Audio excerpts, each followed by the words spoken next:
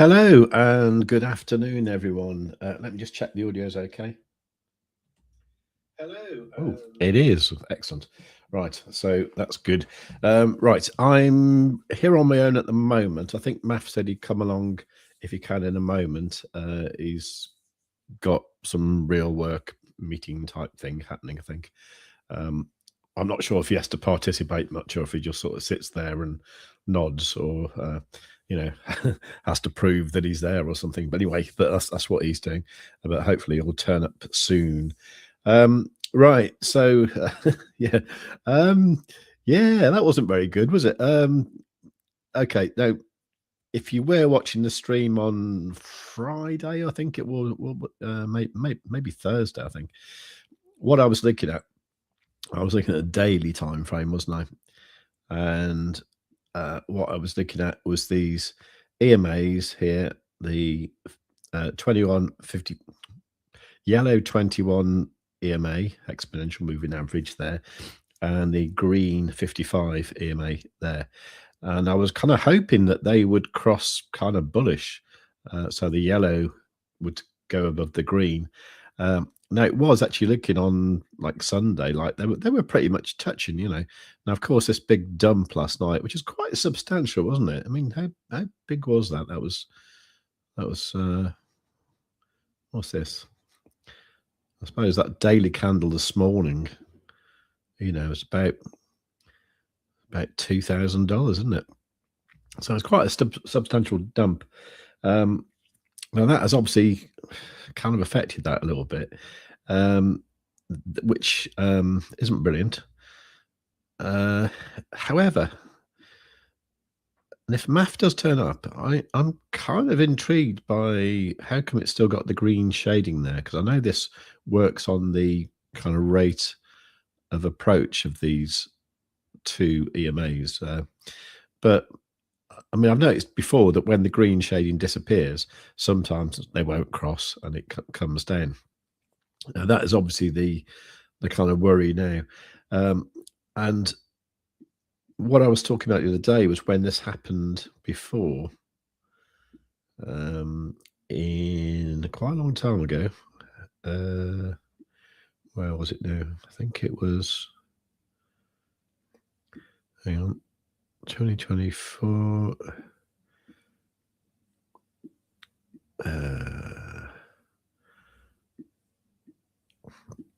It's a long way back. I'll find it, don't worry.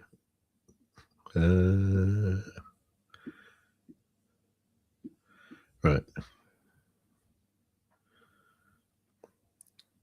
So it was, no, that's the other way, isn't it? Okay, so that's the sort of thing I was hoping for, was like the yellow going above the green, and then go boom, up we go. That would have been great. That didn't happen.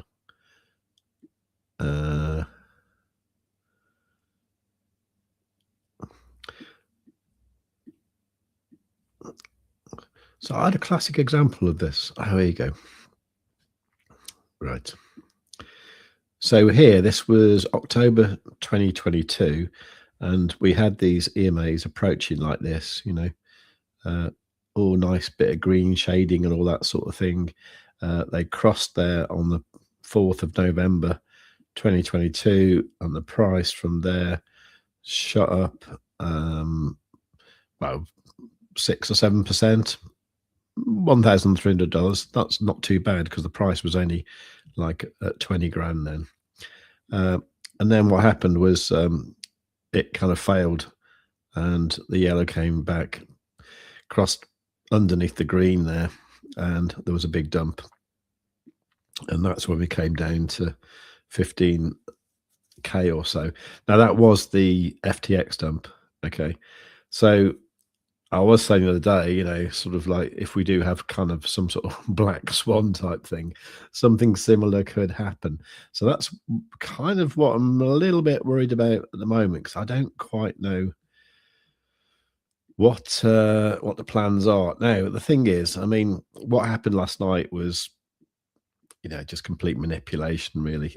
Whether you can blame it on Donald Trump and his plans with Greenland, or whether you can just say it's because the market was too over leveraged. You know, this is all true, but you know, there was definitely some kind of foul play going on there, and they did it not only on the Sunday night when liquidity is absolutely at its lowest.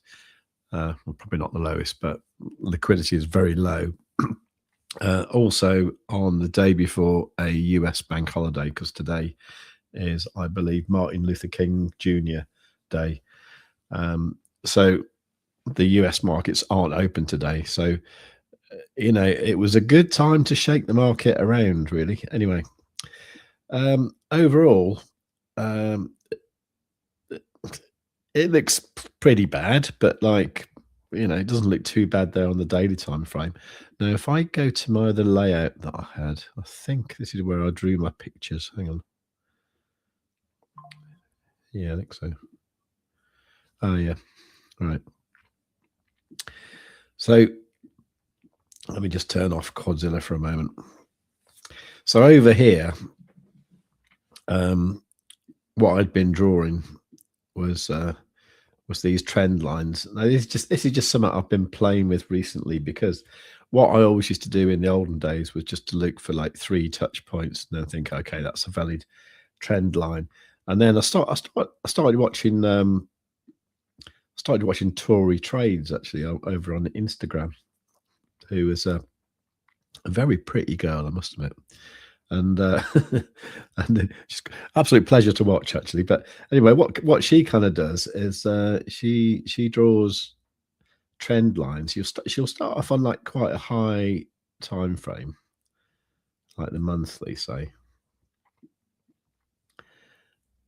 and you know, she'll draw in like a fairly obvious trend line like this one here. Okay, so that's got touch point, touch point, touch point, and then what she'll do, she'll go over to like well, I haven't done it very well there, but go over to like the weekly time frame, and then she'll actually start another trend line off kind of at one of the points where her monthly trend line was touching. So she'll sort of draw it from there to there and then see what happens, you know. So, and then continue down to, I mean, she goes as far as the 4 hours, 4 hour time frame.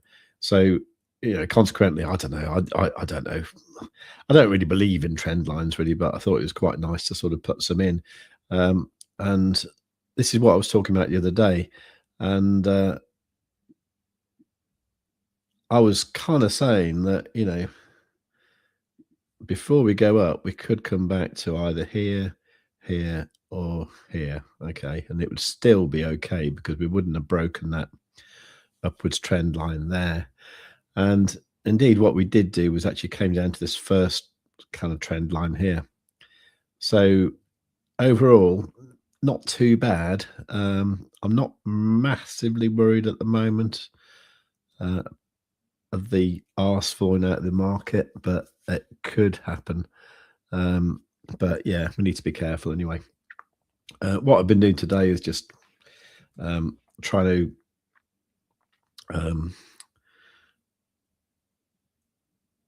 to see if this was going to bounce a little bit or not. And I'd come right down to sort of like, you know, the 5-minute time frame. Once again, you know, I'm such a fan of these EMAs that I was thinking, okay, well, we want to see some, God, we want to see some sort of, you know, bullish crosses here. And the 5-minute did cross kind of bullish here at about 8 o'clock this morning. And the price has gone up a little bit since. So now I'm kind of looking on slightly higher time frames here, things like the 10-minute. I'm thinking like, oh, is that going to do it? I mean, if it does, it is possible. You know, we could just literally retrace that dump back up. Although I think the general sentiment is so cautious that I don't think that's going to happen, because I can't really see sort of buyers piling in right now. Although it would make sense. I did actually buy a little bit of a Bitcoin on spot this morning, only about like $100 worth, but I did that anyway, just because I thought, okay, probably might not see it at 92K again, but I don't know. we'll have to wait and see. I mean, there are them levels much further down that we talked about, you know, like 74k and stuff. So it's all possible, isn't it? You know. Anyway, let's have a look at the comments. So it's really nice to see Scotty here. First thing, that's great. Yeah, good old Donald Dump, indeed. Yeah, I mean, it's never a dull day with him. I'll give him that. Yeah, so that's true. Kaz was here. Hello, Kaz, and Florin, of course. It's great to see everyone here. Brilliant. NetMonkey, hello. Hello all. First time here. Interested in your trading stat. Okay. Trading stat. Oh, wait, you're very welcome, by the way, NetMonkey. Trading stat. Not quite sure what you mean by trading stat, actually. Trading statistics. Starmer folding over USA Greenland situation, FTSE reversing. Okay. Well, of course, FTSE is relevant today, isn't it? Because like London's as normal, so London markets are all okay. We can take a look at the FTSE if you want. I'm just wondering, Monkey, if you're talking about the statistics of the indicator. Just wondering if that's the case, actually. I'm just going to get a tissue. I've got to blow my nose. Sorry about this. Back in a minute. Less than a minute.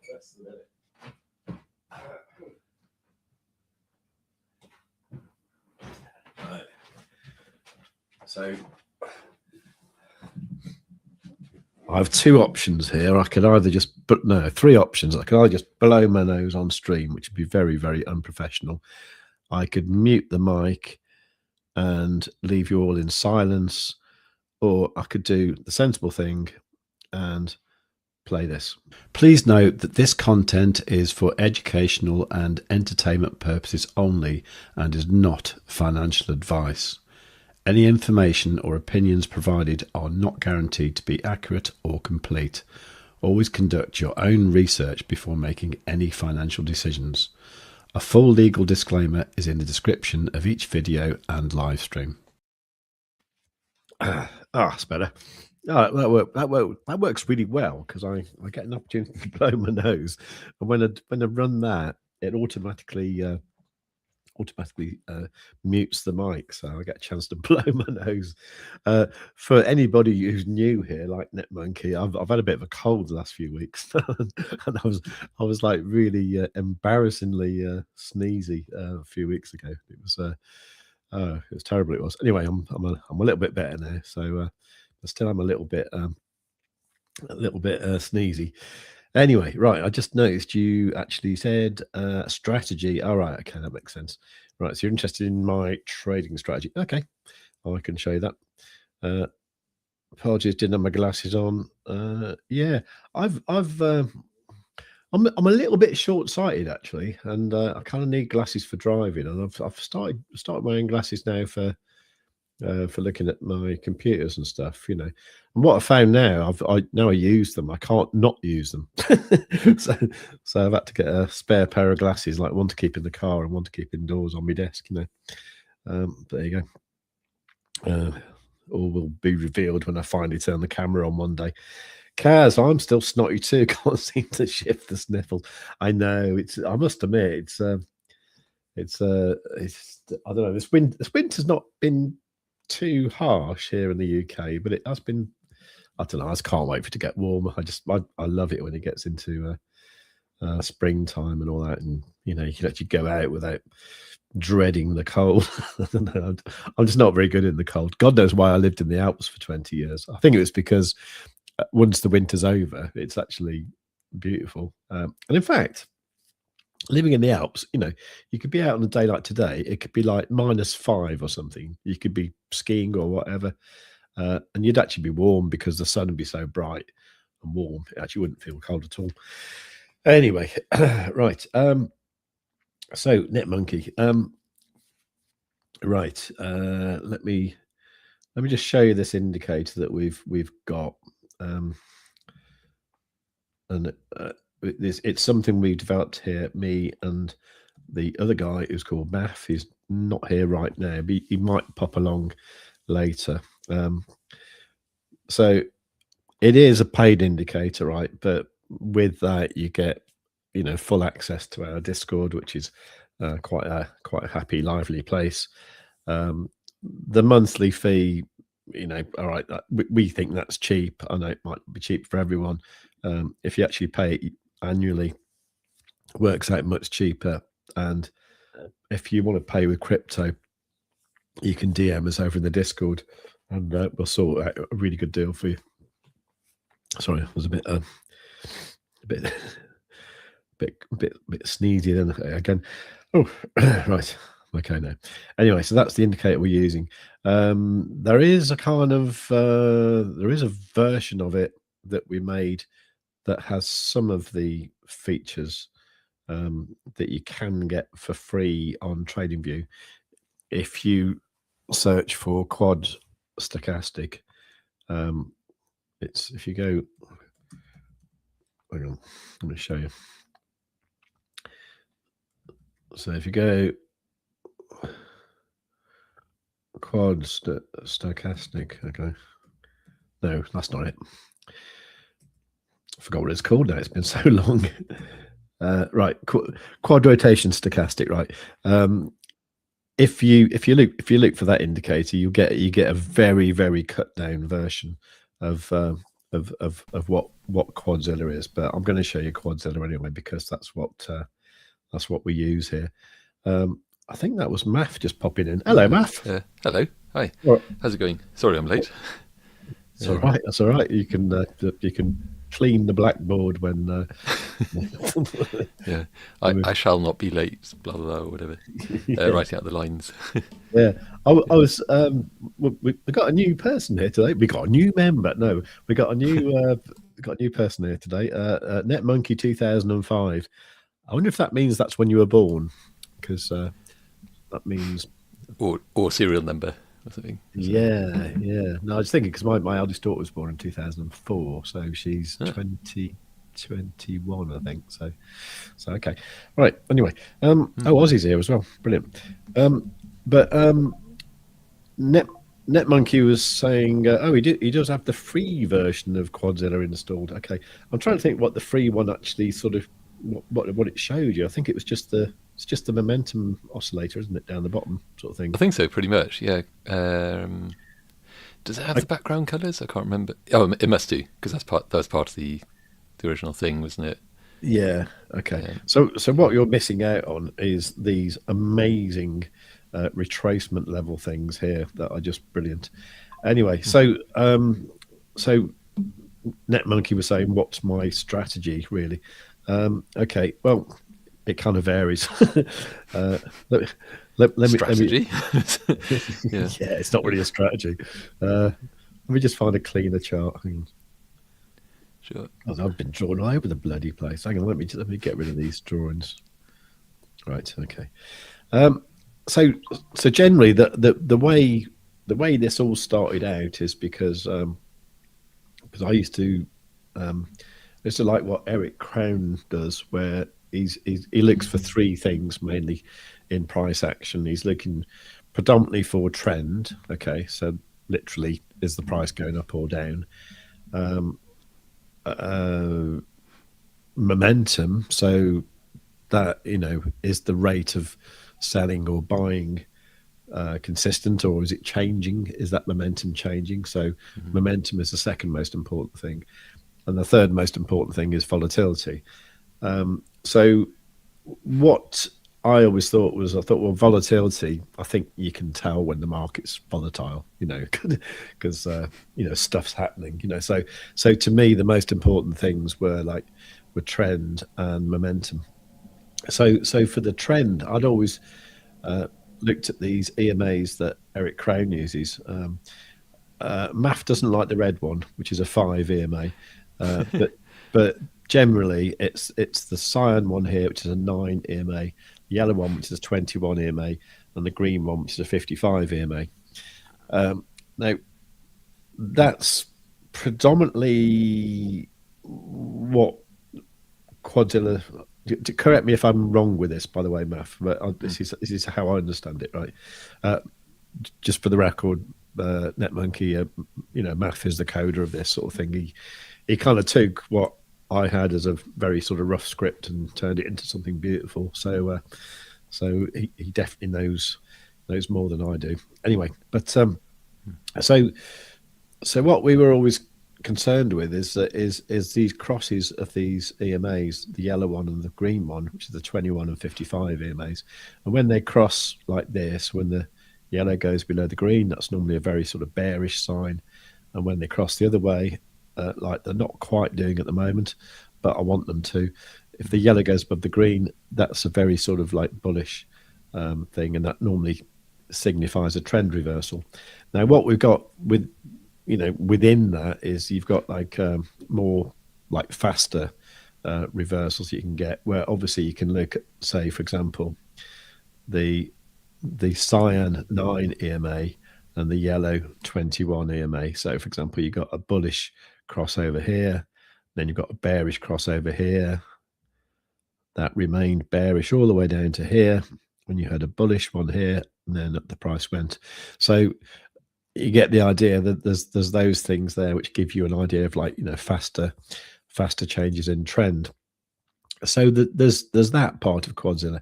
Now the momentum is all done by this thing down here.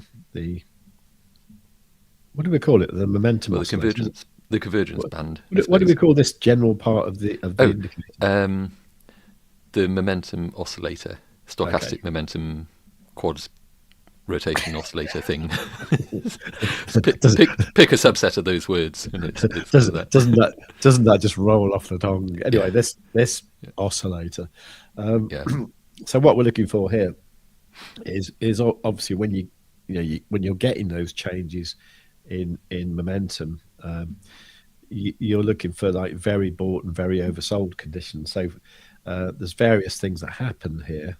So you get these green backgrounds, and you can tell there's a slight difference here that some people who are new to the indicator don't always see. And like one is the background, and the background goes from 0 to 100. Okay, that's not to be confused with these things here, which are called mid-range crosses, which only go from 20 to 80 in this oscillator here. Okay, so in, for example, a very oversold condition, that's the right word, isn't it?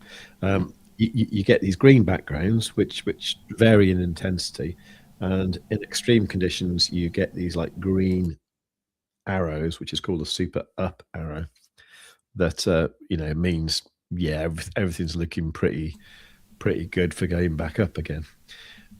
We also have another thing called the trend shield, which is this thing here. Now this is a kind of it is something that appears as a kind of contra indicator to everything else that's going on. So for example, at this point we're starting to get the red background here, which means it's pretty overbought, so it's likely that the price could come down soon, but when you get the trend shield, that means hang on a minute though, because everything's still going up, and really it's kind of a whoa steady there kind of signal. It's a don't do it rather than a do it. Yeah, it's hold your horses and various other equine statements. and, whoa, Nelly. Yeah. Whoa, hold your horses. Yeah. Get your hooves out. No, whatever. Anyway, but So that's the case here. You see, so everything's going. Oh, well, it's going to turn around. It's going to turn around. So going to turn around soon. No, hang on a minute. Right, you're okay now. And then down it comes. So that generally is what we're looking for. Mid-range crosses. It fades out as well. Just to add to that, with the trend shield, it fades out when when the signal is weakening, and then it looks like it probably is going to come down the price. Then the signal fades away, so it kind of gives you a bit of a heads up, like get ready, and then down it goes. Yeah. Okay. Cool. Anyway, so say at the moment, you see, this is what I was talking about on Thursday. You still here, by the way? Yeah, Monkey. Oh, you are. Yeah. Oh, he said, I've used the 4-band stochastic oscillator from Day Trading Radio. If you have heard of the community, yeah, that is what's his name, John Curisco. Indeed, it was kind of him indirectly that I learnt about the quad rotation thing. So I think it was kind of his kind of algorithm thing first, wasn't it? The quad rotation. Is that right? He actually, I think he wrote an article on it or something. He did, and he came up with the phrase quad rotation. I mean, he was quite open about it all, and the way he did it originally was, in fact, the way I think he does it now, he actually has four individual stochastic oscillators. So what we did was combine the 4 and then added a few other things, which I mean, to be honest, it's using some of his ideas and also some of Eric Crown's ideas about the momentum stuff, and then rolling it 1-to-1, sort of what I think is the best indicator on the planet, really. Essentially, yeah. Plus anyway, a bunch of new stuff as well. I mean, absolutely. Yeah. I mean, there is some stuff that we've discovered, or rather, maths discovered on the way, that have been like, oh my god, that's pretty amazing. And then what we've done, which obviously you don't know, Monkey, if you've only got the free one, but what we've actually done is kind of built the statistics into the actual oscillator. So if you want to show, for example, how well the retracements perform, you can actually look at this here, look at the retracement levels.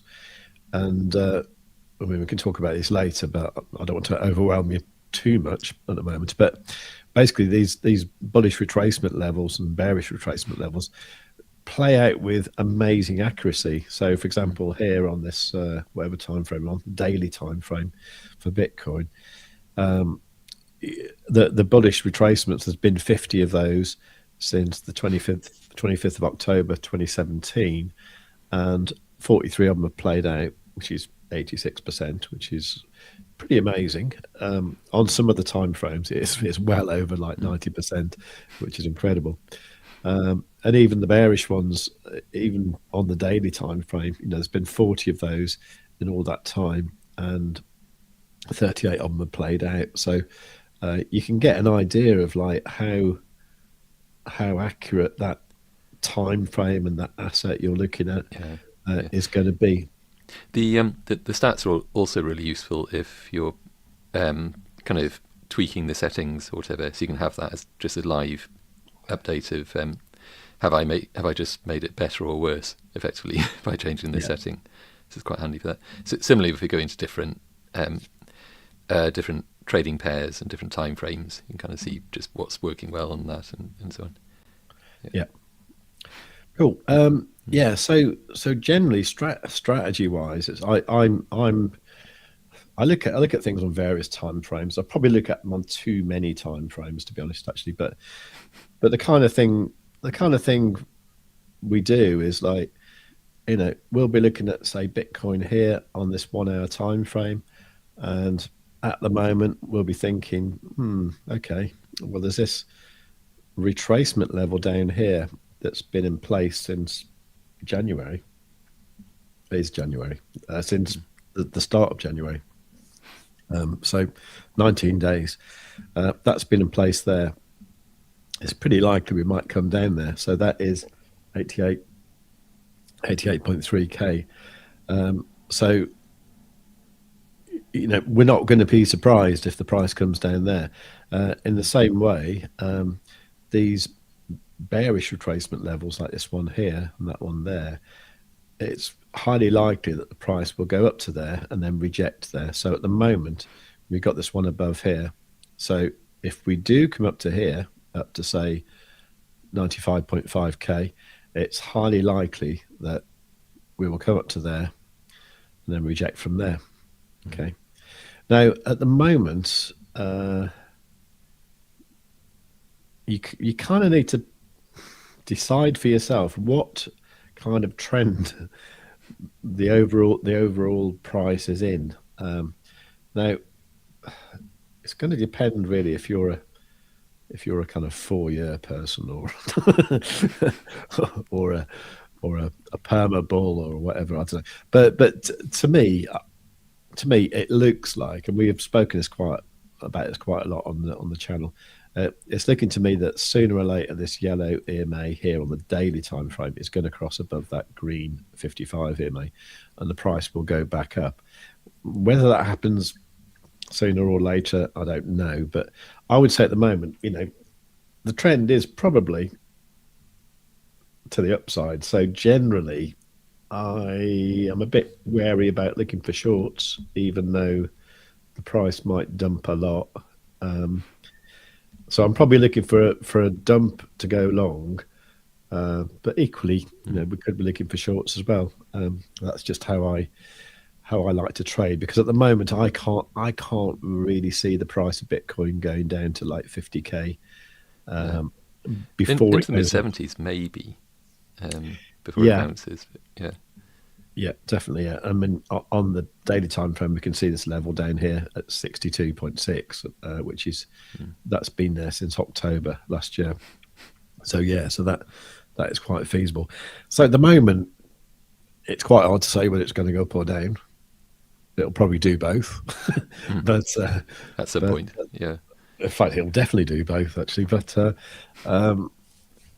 yeah, so. That didn't really explain my strategy very well, really. It's probably because I haven't got a very good strategy, really. I mean, you're a day trader, aren't you? Basically, so I am. Yeah, not quite a scalper, definitely not a swing trader, I suspect. No. I'm not very disciplined though. So, for example, the other day I was quite happy that I had a trade that was like nicely in profit, and I thought it was going to go up. And I was about $700 in profit, and of course I didn't take profit, and I ended up closing it last night as the price came down with about $50 profit. So I'm a little bit miffed about that, but that's more to do with me rather than the indicator, because I need to sort of take profit when I see it. It's a quick question there from NetMonkey saying, so does this work on the 4-hour, 1-hour, 15? Yes, absolutely. It indeed does. It works on. Well, it works on every time frame, doesn't it? Really, If you were to put this on, for example, actually, when you're saying does it work, I mean, like, do you get good results? I suppose. Oh, okay, right, okay, yeah. I mean, so if we're looking at on the sort of yearly time frame, hang on, I'm probably sticking my neck out a bit here now. Hang on, let's put it on the index chart. Don't think that'll work at all, will it? No. There's not really much info there. There was Well, I mean, it's telling you that the trend is going up. Okay, all right. Number is going up over a long period of time. So that's all right. That's correct. All right. Let's try something different. Let's try. I've never looked at this before, actually. Let's look at silver. Sure. All right. Why does that say wedding? Silver wedding anniversary. 3rd of January. Oh, my wedding. Ah, okay. Oh yeah, I remember now. Yeah. It was. It was my silver wedding anniversary last year. Well, it wasn't because my wife's dead, but like if she'd have been alive, it would have been her silver wedding. So I think I was working out how much silver had gone up. Okay. and should I buy myself some silver for my wedding anniversary? I didn't actually. I wish I had done that. Shame. Yeah. God, actually, yeah. Anyway, so right. I as far as I know, I've never looked at this with Quadzilla before. Right. So this is one where it probably like isn't very fair to sort of like, this is probably like the worst case scenario for this indicator because it's an asset that's mostly gone up, right? And we're looking at it on a massive time scale as well, going back to when's that? To 1802. Yeah. Yeah, this is not real. No, it's not like, okay, right. So in this case, right. So if you're looking at the retracements here, you can see there's not been many. So obviously here, if you put on the retracement stats, and there they are on it, right. The success might be 0 on here. This bit. It probably Oh, yeah, it's uncorrected. This is. Said the man in orthopedic shoes. So,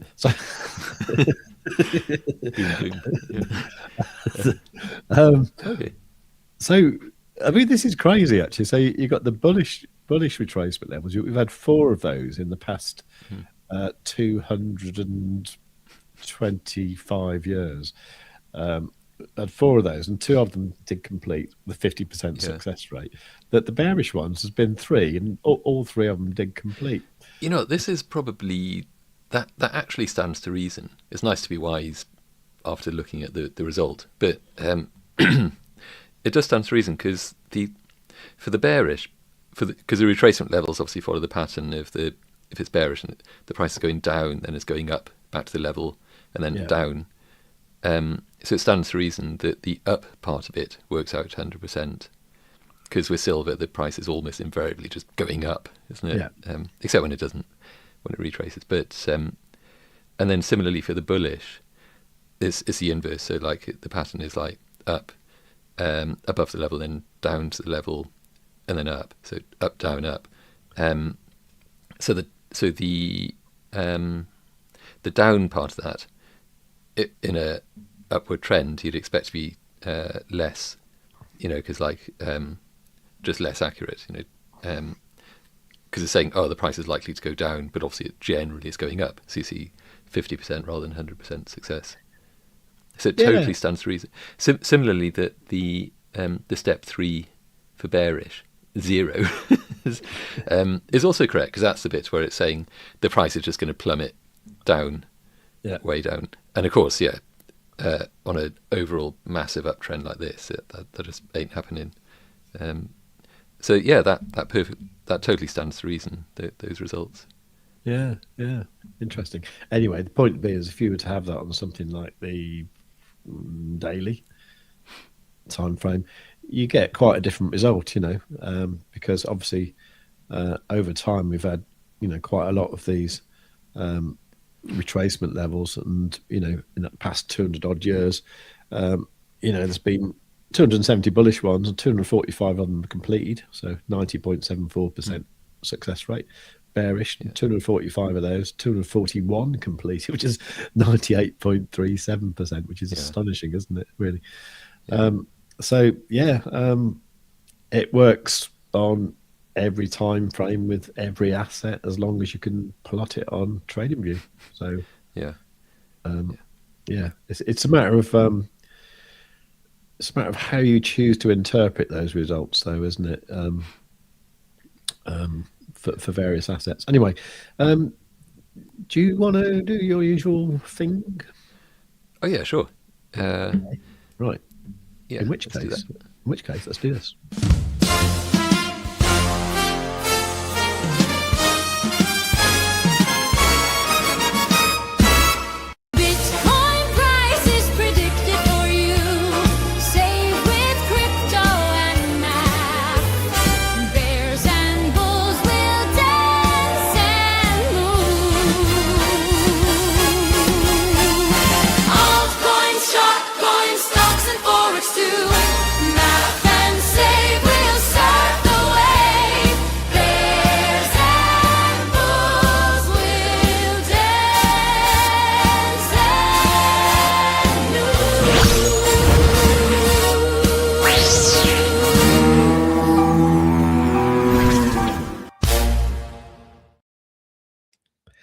And what's really great about these little video jingle things that we have is it automatically mutes the mic, so it gives me a chance to blow my nose.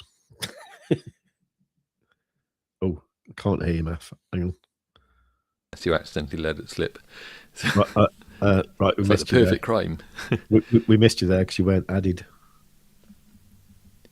What? Oh, no, you weren't added to the stage. So all we heard. Okay, that's right. All we heard is and then it fell on its wheels and drove away. Essentially. Yeah. Oh, tough crowd. Wasn't it? So, yeah. Anyway, so this is basically just this old thing that I left lying around. So I don't know if you'd already. Well, I guess we've been shilling Quadzilla quite a lot already, but I have kind of mentioned it, but it doesn't hurt to remind people. Sure. Yeah. So basically, all the stuff that that Save was showing you just now, and a whole lot more besides, is essentially what you get. So for a ridiculously cheap £80 a month, and in there if you go with the yearly, it works out at £60 a month. So I think, as maybe Kaz may have mentioned in here, if I can find it, NetMonkey, try for a month and see, you won't regret it.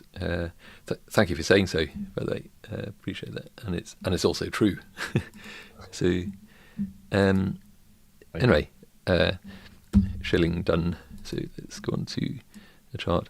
So RSI, where's Quadzilla? Yeah, switch that back on. What I'm doing here, I'm just overlaying the RSI on top of Quadzilla, because it kind of just it's nice, you get it's the other thing about potentially getting analysis paralysis. Just so much information on the screen, but I think sometimes just having the RSI there as well is pretty useful. So in terms of this, so these scribblings were stuff that I'd kind of drawn in these previous kind of live stream sessions. This is almost like, I mean, that's perfectly obvious what that's saying, isn't it? I could just leave that there on the screen and make no comment, and it speaks for itself. It's a load of Jackson Pollocks, that is, mate. I think. So what are we looking at here then? So this is on the daily. I guess I ought to hide some of this just for a moment. Maybe the Bollinger Bands, I'll just hide those. And so what I'd basically drawn in on here previously was this. I shouldn't delete that. That's and that dot and that dot. Yeah. So this upward trend that we've been seeing. So we've been kind of charting this for a while. I've also drawn in that trend line as well, which maybe I don't know, it's probably worth keeping around. But it's kind of saying virtually the same as these, like low, higher, low, higher, low, high, low, high, low, high, low. But that one was a sort of tentative higher low, because when this is all drawn in, I think the price, I guess it was there. That was back on Tuesday of last week. So we're kind of saying like, and the price, if it follows this scenario and goes out through this order block, and up through, then we might expect it to reject off this line. In fact, it got quite a bit higher than that, but then just pull back down again. And if it did that, then it would come down to maybe there, and then bounce up again.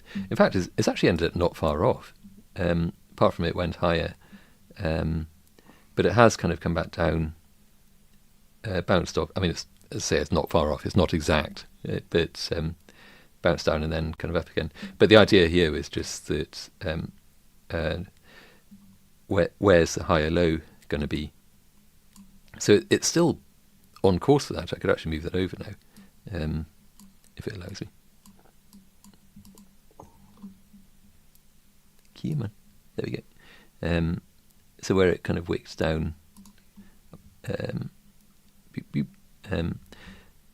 and so we might hope that it actually kind of continues up now. Such a lot is going to depend on the news events, isn't it? Because I think we've got is it the third attempt to get a judgment on the tariffs, which will be tomorrow, I think. Yeah. Also, I mean, do you think he's on a bit of dodgy ground, really? Because he's like, like at the moment he's talking about all the, imposing these tariffs on like Europe now, whilst he's still got his court case going on. It's kind of like I'd have toned it down a little bit myself, but I guess that's not his style. No. So it's either pure genius, and he's kind of recognizing that America has been kind of underselling itself somewhat, given its status in the world. They ought to be kind of beating their chest a bit more. Right. So from that, it's either that, or it's kind of King Lear screaming, shouting into the storm, and like bellowing at the storm or whatever. But one or the other. It could be both, of course. So I don't know. But yeah, so if I'm seeing kind of mixed opinions about if the judgment goes against him on the tariffs, whether that would be kind of good or bad, but just bullish or bearish for Bitcoin and the markets generally, I suppose. In terms of just uncertainty, because there would probably be mass uncertainty if the judgment goes against him, because then that leads into a whole other thing of, okay, does this all now to be paid back? Where does that leave us?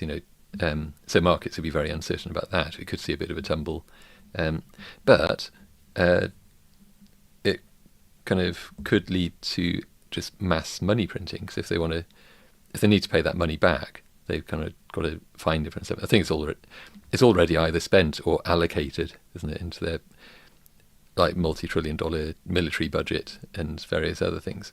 So longer term, it could work out very, very nice. So it's just how the market reacts to that. As is it going to price in the longer term bullish aspect of that, or is it just going to kind of like turn into turbulent waters for? Don't know, was that like an Egyptian dance or something? There's meant to be turbulent waters. It'll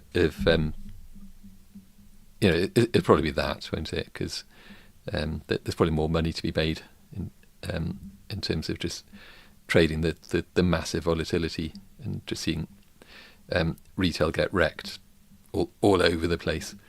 So that they'll be relishing that, I'm sure. Not, I don't think retail will be. Isn't it a song by Simon and Garfunkel? Bridge Over Troubled Water. Oh, that's it. Yeah. Yeah. So who gets to be the bridge is the question. So, yeah. Okay. So that's that. So and then given that, so we might well see the price come back up into this area again. And then it's just whether it smashes on up through or comes back down again. So it can still be volatile. Given all the stuff happening this week, the price can still be volatile, but remain within this fairly solid sort of upward trend at the moment. It doesn't have to necessarily break below that, because like kind of between there and I suppose this uptrend, it's giving us kind of well, actually it's not all that much. I thought it was going to be more, like up to 5% being charitable, say 5% range. To move within. I think maybe volatility would mean, like, as in like just people accounts getting liquidated left, right, and centre type of volatility. It's probably more like what 10-15% range, like, and mad spikes. I guess you could spike down below the line. And as long as it comes back up before it closes the day, then it still maintains the uptrend, doesn't it? Like that one.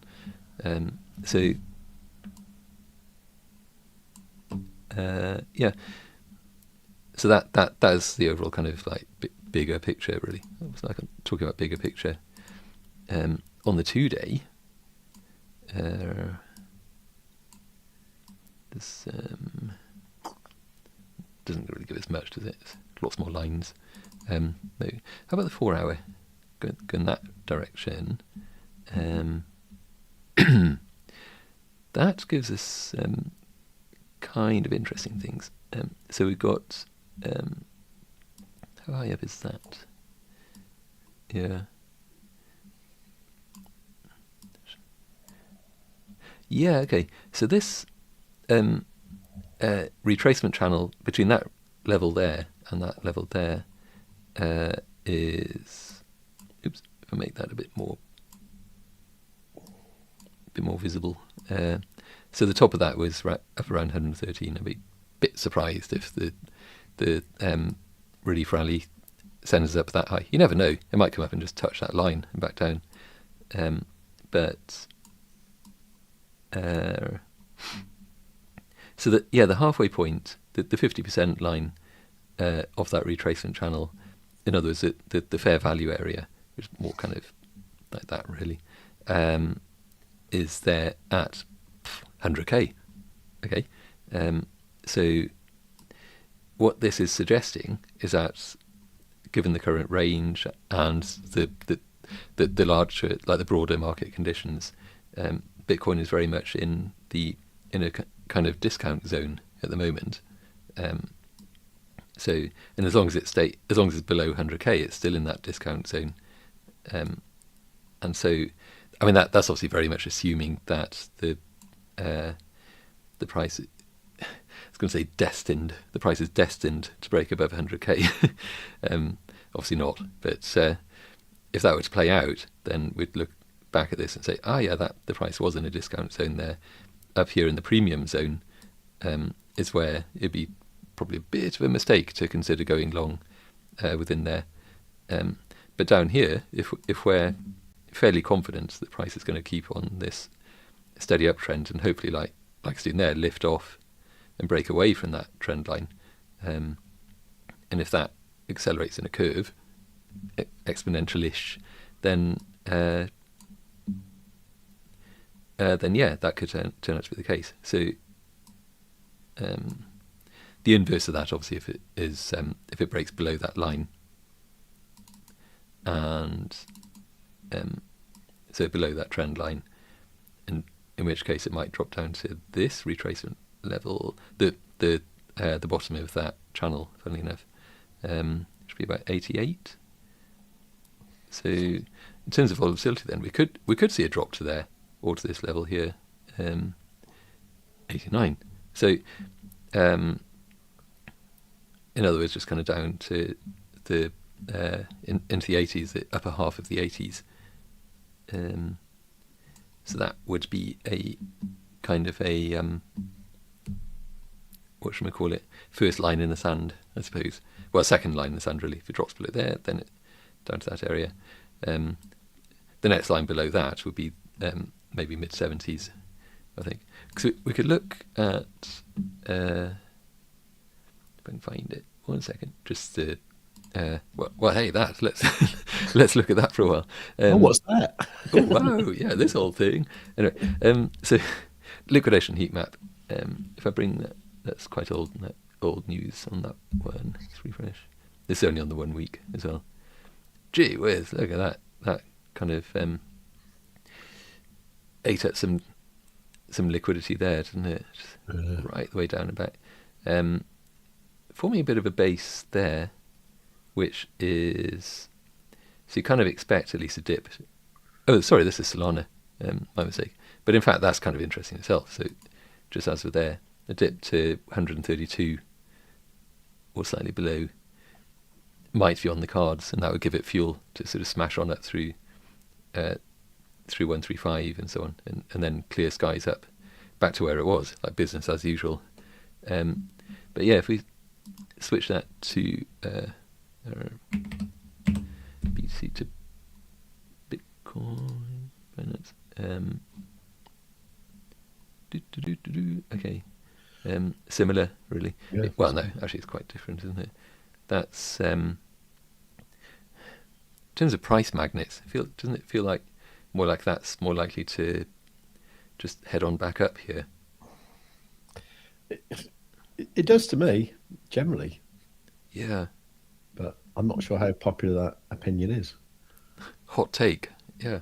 So it does feel at the moment like maybe we're trying to make sense of this through TA and stuff, but it's just going to be if the kind of golden fleeced giant leaps into the paddling pool again, and just everything is just rearranged. So I don't know. Maybe on 3 months. The what? The golden, which bit? Golden fleeced giant.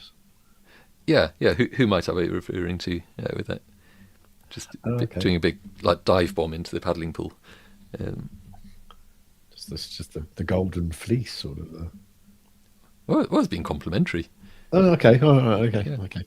Yeah. I just think everyone's down on Trump, aren't they? I thought maybe I'll be the one who's just a bit more charitable. Someone's got to be, So, Anyway, so this then is looking at the has that got any irate comments? Have we just provoked some kind of no? Nothing. Maybe I'm being too reasonable. I think just we need to start saying some more just outrageous things, don't we? Just absolute hot takes. And just get get things to go viral, Well, I came to the conclusion over the weekend that the only way to get loads of views on YouTube is to talk about not paying your TV license. Honestly, everyone's doing it. Everyone's doing it now. It's and even better if you can get footage of the guys at your door. Then that's a sure way to make a viral video. Yeah, just do an AI version. Just get Grok to. Yeah, you could do. Yeah, you could combine that with your Ring doorbell video. Actually, that's true. That went pretty viral. Actually, I know. That's pretty great. So in fact, talking of which, there's another one coming out. I don't think it's going to be today. Now it depends. Because I get very caught up in stuff this morning. But probably tomorrow, 3 p.m. UK time. I think there'll be just actually one about Bitcoin and this kind of potentially existential threat from quantum computers. But it kind of digs into that, and is it really a threat? There's a lot of crosstalk among about that sort of thing, and so just is it a clear and present danger, or that kind of thing. So that'll be in tomorrow's Maftopia video. But then also I was kind of looking at sorry, I know this is a huge digression. I was talking about the price of Bitcoin just now. But if I can find it, GCHQ and UK surveillance claims and Karma Police is going to maybe do a video about that, but try not so much in a way that I then get people banging on the door to sort of ransack the house and take me away, whatever. But just that'd be just kind of an interesting thing to talk about from a technology, maybe sciencey point of view. My what's it called now? It's my wife's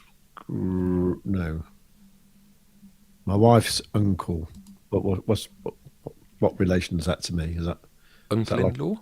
Uncle-in-law. Anyway, he used to work at GCHQ actually. Okay, yeah. To me, he was brilliant. Actually, I never met a man so good at conversation. He's an amazing bloke. Anyway, yeah. There's I mean, this is going to sound even more fascinating, but I know someone who went to work at GCHQ as well. He was a Java contractor at the time. Did you know Uncle John? Just nice guy. Just not a horrible person at all. Just perfectly reasonable. Just did you know Uncle John? Uncle John? my uncle-in-law. Oh, okay. What's his name? John? I don't know. Well, he was probably quite a bit younger, I think. as well. So I knew it. I've set Scotty off on this now. Yeah, that sounds very familiar actually, but probably won't necessarily go into that right now.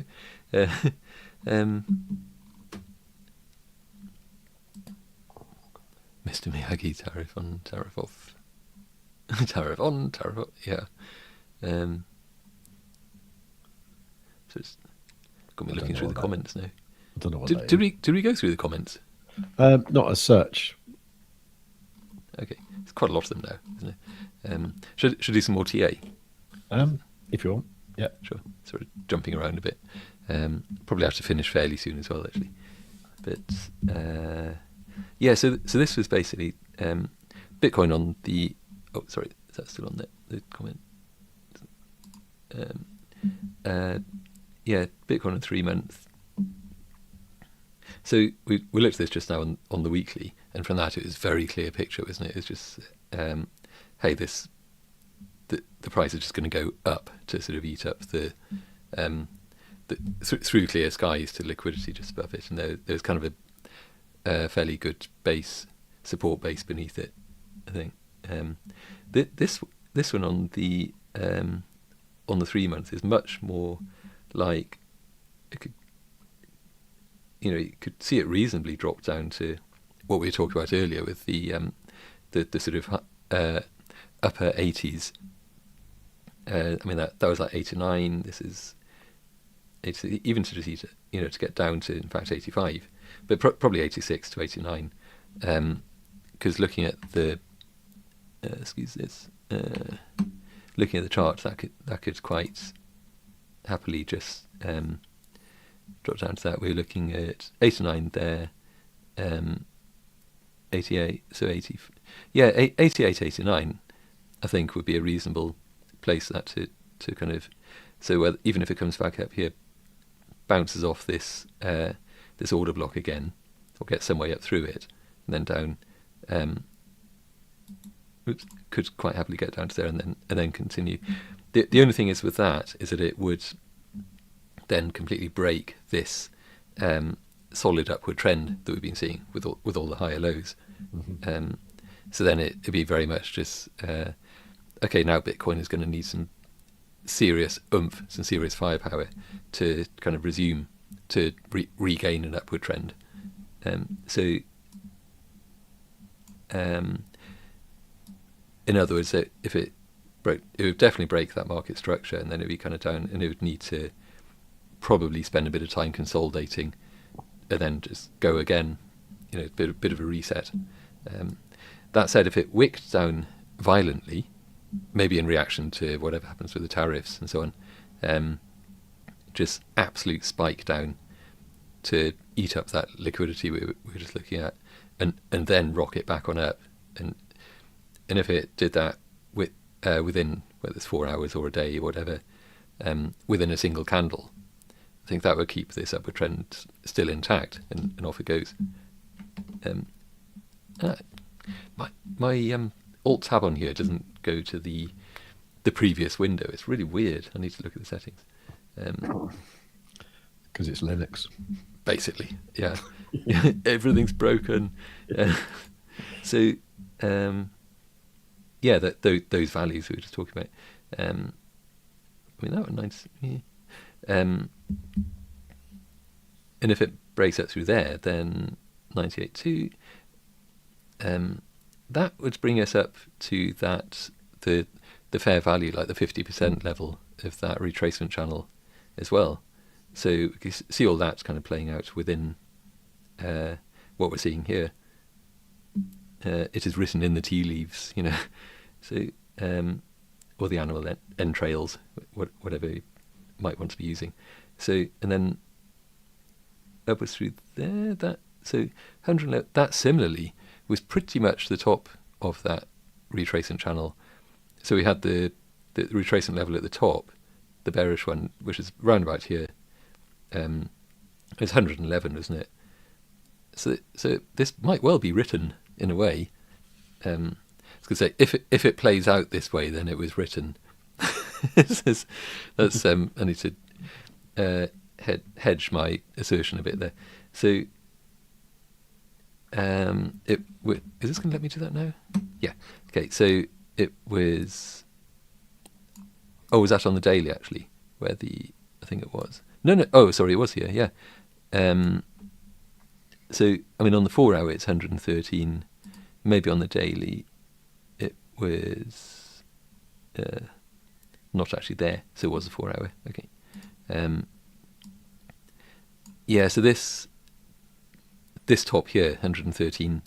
That might be a bit ambitious, but I think maybe 111. Obviously, just purely based on that. So it goes. Yeah, it might touch it because there is liquidity there to be had. So I feel like any kind of relief rally ought to, because it's just kind of the way that the market makers work, isn't it?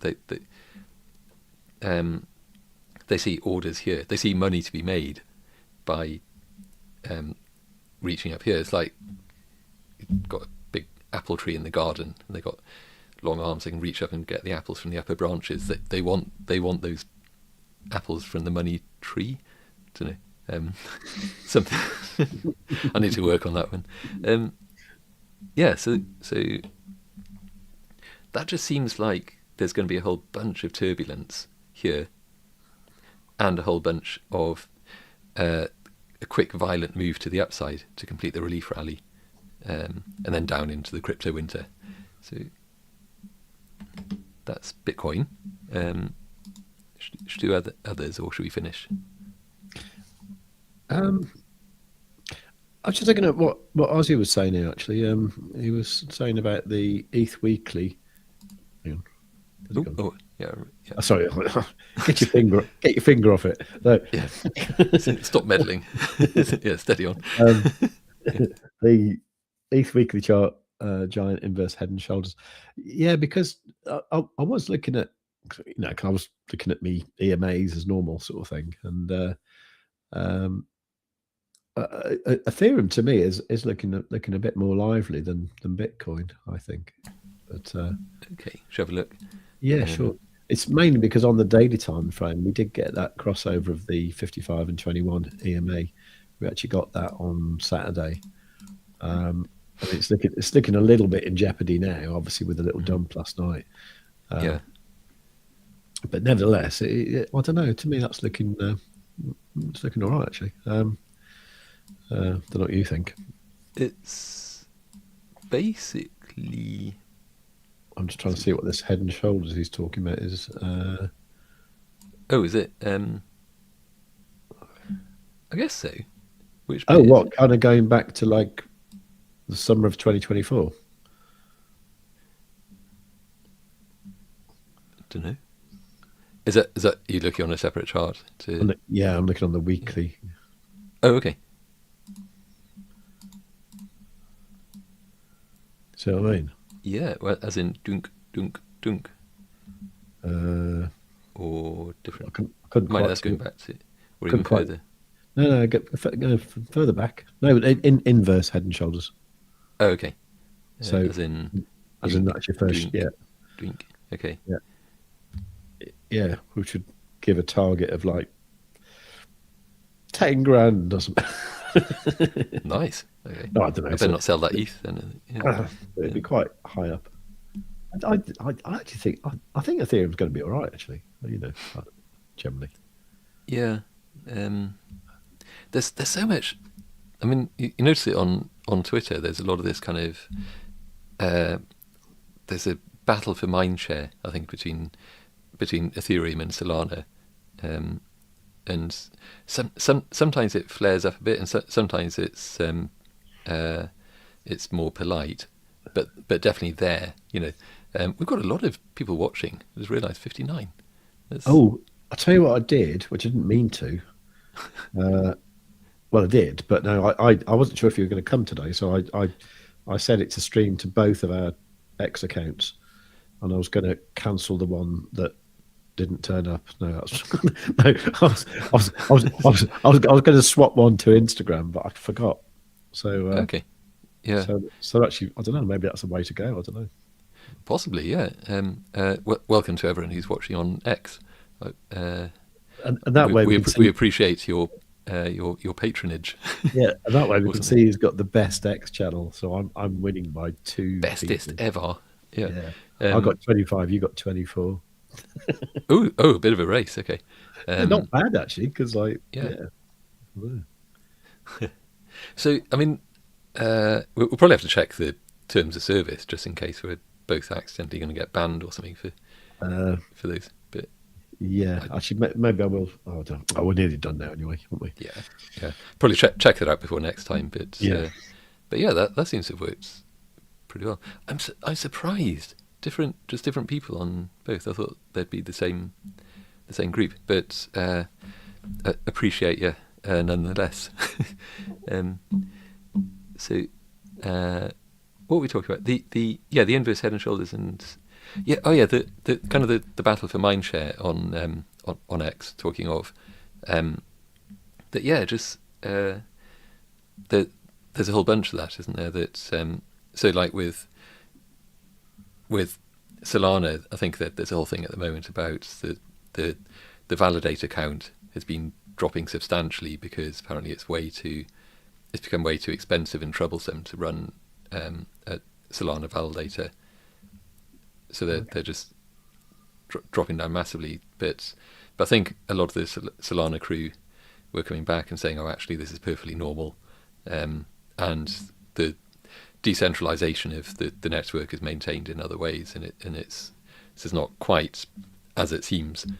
But meanwhile, on the Ethereum side, obviously they've very much got the much more sort of institutional momentum, and so obviously, from that point of view, Ethereum's very much going to be okay, and it's still very much top of the alts, and probably just will remain that way, I think. But it's Bank of England must plan for a financial crisis triggered by aliens. Is that a thing, or is that just is that satire or a real thing? I don't know. or like, is there any difference these days? Ozzy saying 2 different accounts, all good. Thank you. Okay. Probably check anyway, but it's do you know encouraging to know. I don't know. Yeah, it's an actual, real mainstream media post. Bleeding heck. Is that legal aliens or illegal? Well, it's a capital A, so I assume it's actual flesh ripping xenomorphs from space. So nice. Yeah. And they'll be directed by James Cameron at the head of the invasion, I'm sure. So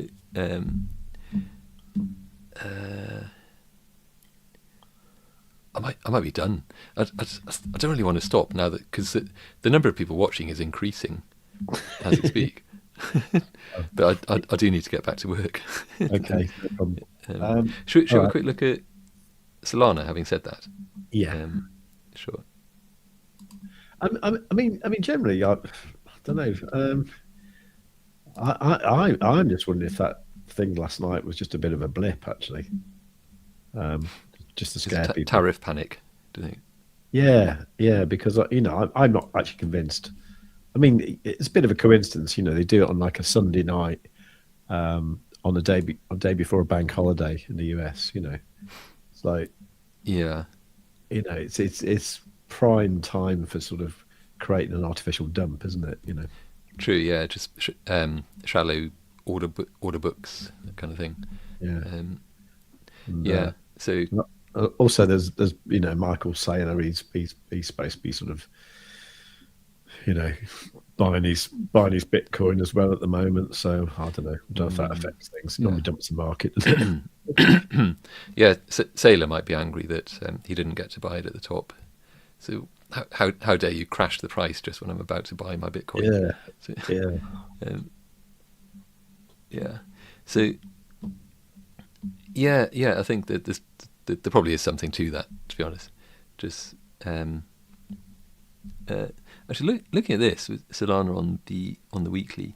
So the fair value zone for that retracement channel, that Quadzilla TM retracement channel TM is it lines up very much with that kind of liquidity there. So I should draw that in as a rectangle maybe. Because it's along to there. This area here, I was thinking, and in fact that top as well. Something like that, because as I was saying before, these fair value levels really are more like zones or kind of areas.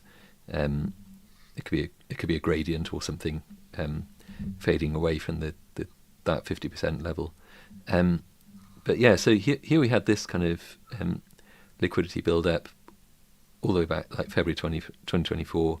The price topped, it pivoted just there a bit earlier, end of 23, dipped down into that same area, suggesting it's kind of a bullish order block. And again there, dipped down in and up here, missed it, which is probably bullish. That might mean that those, the orders that were lurking in there are now kind of eaten up. So, kind of on upwards we go, potentially. That level there, so 160. What are we at the moment? 133. Yes, there could well be just different kind of stepping stones of support levels on the way up there, kind of that sort of thing, up to that red level there, and then up to that green level there.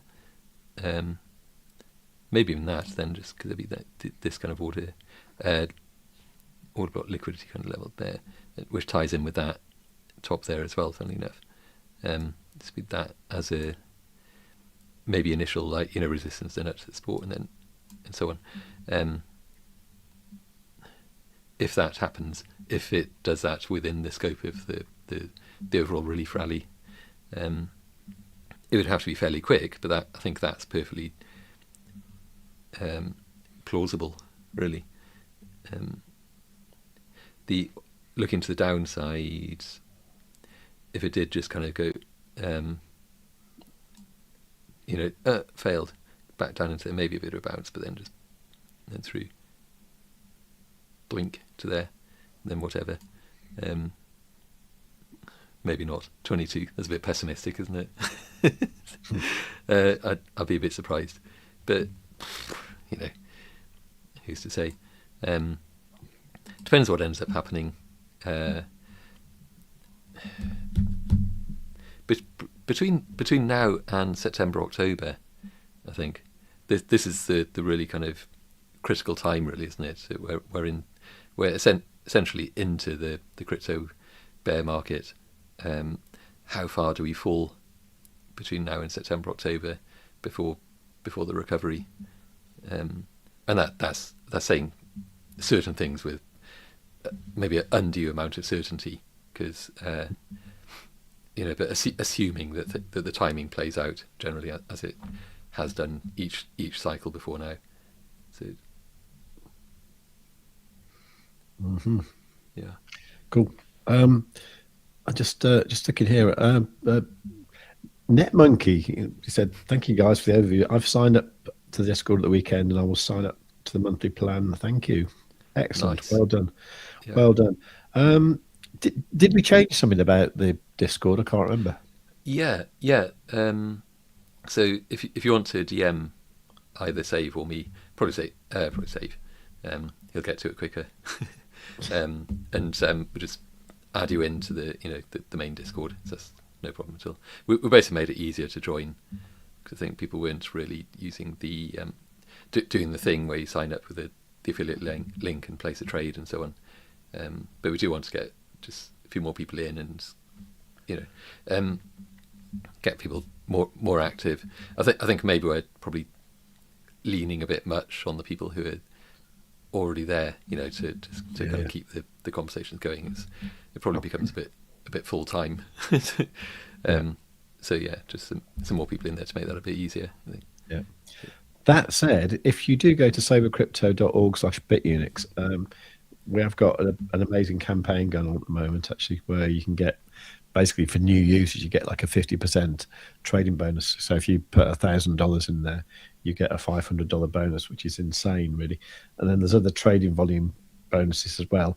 And also for the people who'd already signed up with our link and done a trade, you all got $10 over the weekend as well. One thing I would say though, if you end up with two, because I ended up with two rewards. I had $80 because I'm VIP 7. Oh, by the way, if you want the VIP level as well, DM me if you've got more than $100 in your account, and I'll upgrade you to VIP 5. If you've got more than $1,000, I'll upgrade you to VIP 7. Okay. Anyway, which is the top, isn't it? It is, yeah, and it's great. You get these weekly rewards. I've had about $250 so far. Are they contingent on? So you have to trade, or you just get them? I don't know. I've never not traded, so I wouldn't know. Okay, but, I kind of assume so, but I don't do anything particular exciting in there. I'm only messing around with about $300 really. But I got $80 this morning. But I did notice that I also had my free $10 for being good. I don't know. It was the airdrop that Alex sort of sent to us all as a way to get us interested. I don't know why he didn't need to get me interested in trading. I need to sort of get myself uninterested because I trade too much. But it's also worth mentioning that Alex from Bitunix is in the Save with Crypto Discord as well. So if you want to chat to him, a direct line into Bitunix, then just join and chat away. But it's a really cool exchange, and it's really good to have somebody, that we can actually sort of, talk to directly, and and say, "Where's my bonus?" Having said that, it's generally been very, very good for Bonai. But yeah, no, I got $80 this morning. But what I did notice was that if I've got $80, then at the moment I can't redeem the $10 I got over the weekend because I've already got one in action. So, so that needs to get used up before I can use the $10. So, if I get a loss, that will swallow it up, or eventually it will disappear in fees. But anyway, so bear in mind, if you end up with two rewards, I'd probably say, unless you're quite a big loser, so to speak, take the bigger reward, because if you end up not be able to use a smaller one, it won't matter so much. So take the 80, leave the 10, and if you mess up, then use the 10 after that. Okay. I hope that made sense. Yeah, I think so. So Scotty was just saying this. Yeah, we're going to record the interview tomorrow. I'll probably be able to edit it quite quickly, so I would say it'll probably be out Thursday or Friday. Is it tomorrow now? Oh, yeah. So you probably did say. Sorry. Hey. Hello? Yeah, are you all right? You're still there? Yeah. So, did I cough down the mic? I did, didn't I? Yeah, sorry. Yes, it was the snort afterwards that got me. Oh, sorry.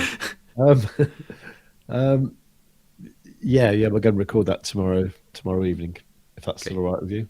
Of course, yeah. Okay, cool. And then we're not going to do it live, but we'll do it unlive, and then I'll put the video out towards the end of the week. Should be quite good actually, because I think there's some good news over there. Maybe. Yeah. Okay. Yeah. I could do with some bloody good news. Yeah. And then potentially, you're saying potentially after that, when we might get to interview Arson as well. Yeah. So that'd be quite cool. That'd be good. Right. Awesome. Right, I'm not sure if I got anything else to say really. Done. I think we're done. Okay, right.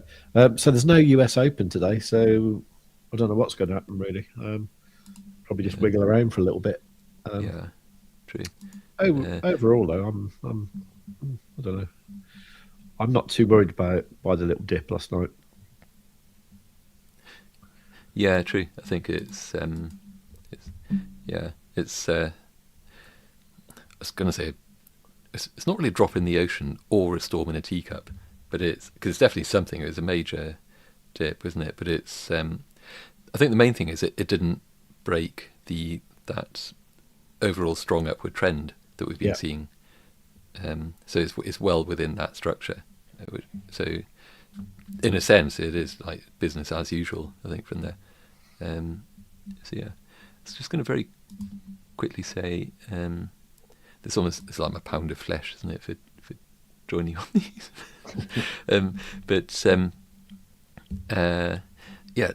Do check out Maftopia. There's a new video being released, probably not this evening, but tomorrow, probably 3 p.m. UK time. It's all about Bitcoin and quantum computing. And is there a clear and present danger? Spoiler alert, probably not, but it kind of digs into why and how long we've probably got before there actually is a clear and present danger, and so on, and what's being done in the meantime to strengthen the Bitcoin blockchain itself and others, and so on. So that'll be all that. So do subscribe on YouTube if you don't mind, and don't miss out, etc. Blah blah blah. So that's my extra bit of shilling done. Okay, that's fair enough. Right. Yeah. All right. Brilliant. All right. Thank you very much for coming along, Maff, and lovely to hear your take on the market and stuff. Thank you for everyone coming along, especially all the people on X, which I must admit is phenomenal. Might have to check out that double streaming thing because if that's the way to go, that's the way to go, isn't it? As long as it doesn't cause any problems. And it's exploding in a sense. I mean, 63 people watching there. I suspect what it probably does, for people searching on X, like it will probably just choose one or the other, not both, you know. Otherwise you could sort of spam the X network, couldn't you, sort of quite madly, I suppose. So it would be like almost like Google having duplicate content where it will just choose the most relevant and maybe put that at the top of the search results. But of course that doesn't really affect people who are subscribed anyway. So yeah, I don't know, it might be interesting. Anyway, I just did that because I keep forgetting to press go on the Instagram thing. I mean, we're not getting any Instagram viewers anyway, I think as far as we're I not can tell.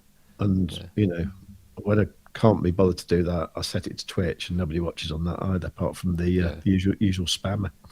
So anyway, right. So everyone, thanks very much for coming along. Thanks for all your comments, especially you, NetMonkey, and also Scotty, of course, and Ozzy as well, and and Kaz. Well, everyone really, but thank you all for coming along, and look forward to seeing you all in the Discord. And if you want to get upgraded, if you only got the standard Discord access, then DM me and I'll get that sorted for you. Okay. Right. Do give the live stream a big fat like on the way out, and above all, tell your friends, and bye. Bye. Bye.